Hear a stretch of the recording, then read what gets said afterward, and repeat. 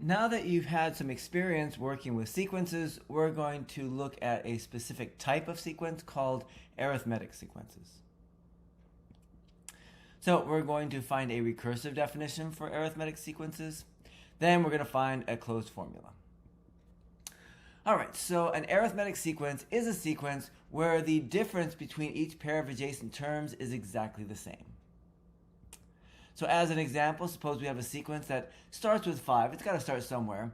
And the difference between each term and the one before it is 4. So the difference between terms is 4.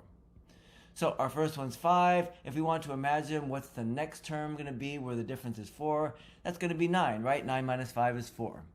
And if we have 9 and we want to imagine, well, what's the next term where 13 minus 9 is equal to, oops, I gave it away.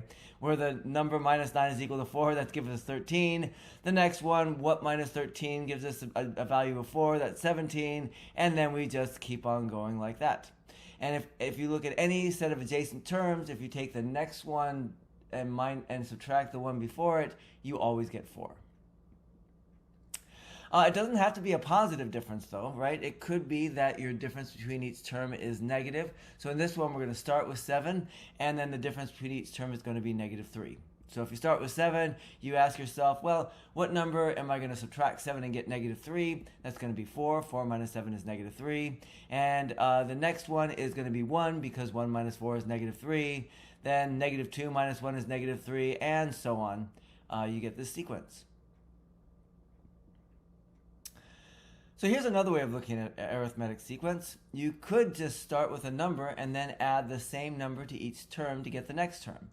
In fact, if you look at what we did, whatever the difference was, you add that number to the first term, to each term to get to the next one. So let's see if we can use this to actually make a recursive definition of an arithmetic sequence. So let's look at the one we were just working on, or one of the ones we were working on. 5, 9, 13, 17, etc. Start at 5, the difference is 4. Well, of course we start with 5, and each time we add 4 to get to the next term. So if we think of the next term as a sub n, the nth term, that means the current term is a sub n minus 1. And if we use that reasoning that we take our current term and add 4 to get to our next term, well, that's what we're going to do. Add 4 to the current term to get the next term. So our current term, remember, is a n minus 1, so we're going to add 4 to that, and that should give us our next term, so that's equal to a n. And, well, let me turn that around. So a n is equal to a n minus 1 plus 4, just so it looks a little nicer. And then, of course, this formula works for all n greater than or equal to 1. Obviously, this is not going to work for n equals 0, because then n minus 1 is negative 1, and we don't have a negative 1 term. So we also need to tell what the first term is in the sequence, right? Because that formula above only works for n greater than or equal to 1. We have to tell us what a0 is to complete the sequence. And of course, a0 is equal to 5. All right, so that gives you an idea how to find a recursive formula. Now we're going to go ahead and try finding a closed formula. And we're going to employ one of my favorite strategies in math. Well, we're going to look for patterns, of course. But my favorite strategy itself is to be stupid, right? So there are two advanced strategies in math that I might teach you both of them eventually. Being stupid and being lazy. But the thing to remember is when you're being stupid, you have to do it in a smart way. And actually, when you're being lazy, you have to do it in a way that kind of involves a lot of work. So, so keep that in mind. So here's what I mean. So here's our sequence 5, 9, 13, 17, etc.